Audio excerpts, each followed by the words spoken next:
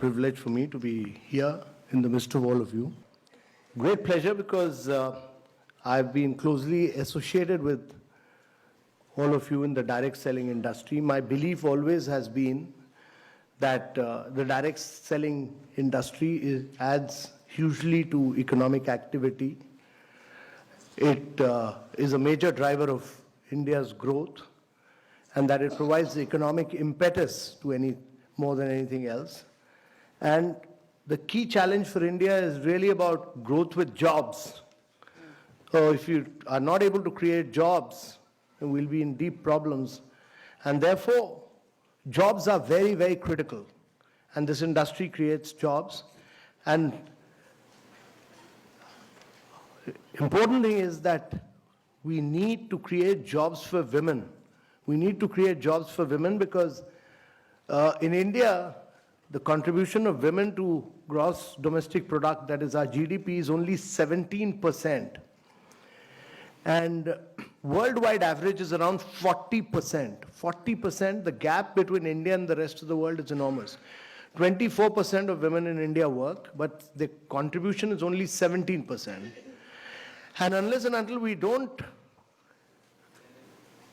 as a conscious policy, have gender parity, there is many more women to become economic drivers of growth, it will be very difficult for India to grow. And actually, if we are able to create gender parity, have 40% women working, we'll be adding $700 billion to India's GDP. Oh. So while we are growing at 7.6%, we need to grow at 9 to 10% per annum for 3 decades or more to be able to create jobs for a very young population. We are passing through a window of demographic transition, which rarely happens in history. Our population is very young. You know, the biggest social and economic transition that is taking place across the world is the fact that the population in Europe and America is getting older and older. The population in India is getting younger and younger, and it will keep getting younger till 2040. And therefore, if you have to reap this advantage, it can be a huge nightmare as well if you are not able to create jobs. So if you have to create jobs, there are only 2 ways. One is to push manufacturing in a very big way, and the other is to push direct selling. Yeah. So that many of you create jobs, you should also be able to do, right now many of you don't do manufacturing in India. Amway has started doing manufacturing in India, I know. So my compliments they've set up a big plant in South India. I have not seen it, but I've seen photographs of it, so I appreciate what Amway has done. But each one of the companies must start doing manufacturing in India. If you're going to sell, while we have brought systems, we've brought discipline, we've brought guidelines, we've done this, we drafted this long time back. It took Ministry of Consumer Affairs some time, but they finally issued those guidelines. So there's now everybody in government accepts that there are Government of India guidelines, clear guidelines. How you people are an integral part of now, that has given respectability. Earlier, you people were, many states, Kerala, West Bengal, many of you were seen as people who were doing chit funds. You are not doing chit funds. You are doing a very respectable profession. You are economic drivers of growth for India. So we respect that. And that has now been recognized. That has now been recognized that government has, by issuing these guidelines, clearly recognized that you are major players of India's economy, that you significantly contribute to India's economy, that you are adding to India's growth and wealth, and that you are creating jobs. And therefore, getting out with these guidelines were very important. And these guidelines have now been given to different states to realize that you are important players in India's economy, and every state will respect these guidelines because they've been issued by Government of India. But as we go along, I think we'll probably work towards a legislation which will clearly spell out what is direct selling. So we'll work towards that in the long run, and I think we'll totally legitimize all this. So my view is that a lot of wrong was done against some of you in the past. We've forgotten that. We should look at the future. We should look at growth. And therefore, all of you will be very, very critical, very major drivers of growth of India. And as I've said, our objective is to try and make India extremely easy and simple. We are working towards that. One of these, the issuing of these guidelines is also one of the flares, but we are working towards, we've done the bankruptcy law, we've created Jan Dhan accounts for a lot of people. We have now working towards creation, this whole process of financial inclusion of people, working towards Jan Dhan accounts, working towards bank correspondence, working towards doing away with, the intention of this entire demonetization process is that India must move from a cash economy, which is 86% of India. 86% people used to transact in cash. Nowhere in the world does this happen. No country in the world is 86% transaction done through cash. And this leads to black marketing, this leads to black money, this leads to counterfeiting, this leads to terror activities. And therefore, what we've done is at the back built up a whole process of digital payments. And what you people should push for is a system of digital payments. Now in digital payments, there are several options available. I've asked my office to give you all these small brochures, small pamphlets, which I think some of you have got. Has all of you got this? Kindly go through this. It's very simple, step-by-step approach. And you should then look at training 50 people each on how to do digital transactions. There are 5 different ways, and I'll tell you this. There are debit credit cards, which we all know. All of us use debit credit cards. We use debit cards for withdrawing money out of ATM only. But debit cards can be used for any transaction. Anywhere you can pay through them. So please teach people how to use debit cards properly. They need not pay in cash. They can use their debit cards. But in addition to debit credit cards, there are also prepaid cards. So people can buy prepaid cards of 2,000, 4,000, 10,000, 20,000 rupees from banks and use them. They are like people who are buying telephone cards to recharge their telephone. Similarly, they are prepaid cards. But then, important thing is that your mobile, this mobile, can be your bank. This is your bank. And this is your wallet as well. So this is your wallet, this is your bank, and in my mobile, I have several things. One is I have an app called the Unified Payment Interface. It's called the Unified Payment Interface, UPI. All banks are on that. All banks are on that. Please download this. Do it yourself and transact this because it's a very seamless, open, interoperable system. If all banks are connected, so any debit or credit that you do on that, you are not moving out of the bank. You're paying from the bank directly. So you just use the bank and pay directly for any transaction. So unified payment interface is interoperable amongst banks. It's a very simple thing. Many of you will say, but what happens if there is no internet? Vast areas of India are not linked to internet. We have a thing called USSD. USSD is nothing else but *99# on your phone. Just use *99# and ring it. And you'll get this. And on *99# on any part of India, on a GSM phone, you can actually do any debit or credit.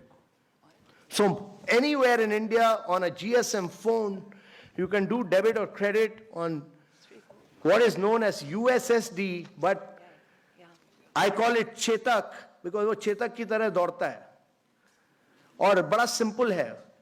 So it's very easy. So use USSD in areas where there's no internet. And the third is Aadhaar-enabled payment. And Aadhaar-enabled payment is the most powerful according to me. Because in India, 99.9% of the people, adult people, all have Aadhaar. Everybody has Aadhaar. And I hope all of you have Aadhaar. You can't survive without Aadhaar actually. So 99.9% of the people have Aadhaar. There are 108 million adults who have Aadhaar. There are 38 million accounts which are seeded with Aadhaar. Bank accounts which are seeded with Aadhaar. Many of you don't know this. I didn't know this, but my bank is actually seeded with my mobile number. So, and with my Aadhaar number, both. So many of your accounts are seeded with Aadhaar, and if not, please get them seeded.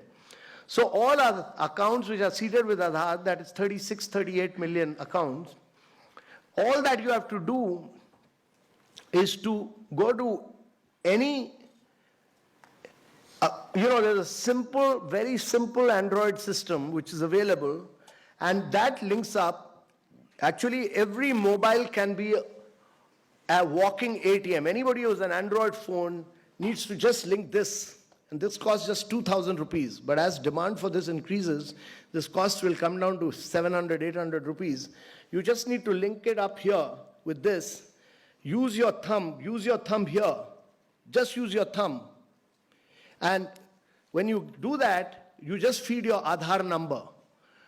Thumb, Aadhaar number. You don't need to remember your bank account. And just, it'll ask you, and you just say bank.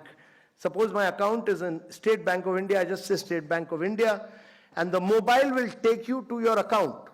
It takes you directly into your account, and from there, you can actually do debit or credit straight away. So just three processes: your thumb impression, your Aadhaar number, and your bank. Just name the bank. It will take you to your account. And if you have to debit, just say 5,000 rupees or 200 rupees or whatever, and put debit and tuck, it goes. So it's a bang of a second. So immediately it'll transact business, and I think is Raghavan here? I'd asked him to come. He's here. So he will actually transact this. He will transact it for you.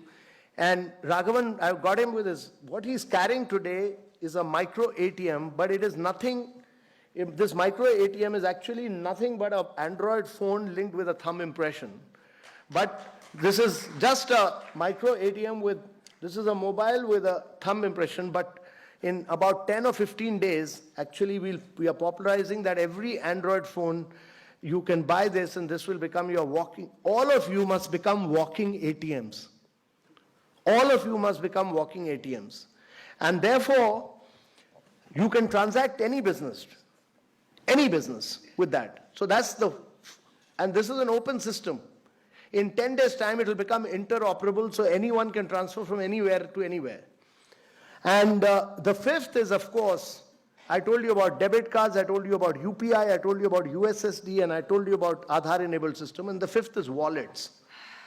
Now, what happens in wallet is that you are taking money out of your bank and putting it into the wallet. So I also have on my mobile, I do internet banking, I do UPI, I can do USSD, but I also have two wallets, that is SBI Buddy and Paytm. But you can use any wallet.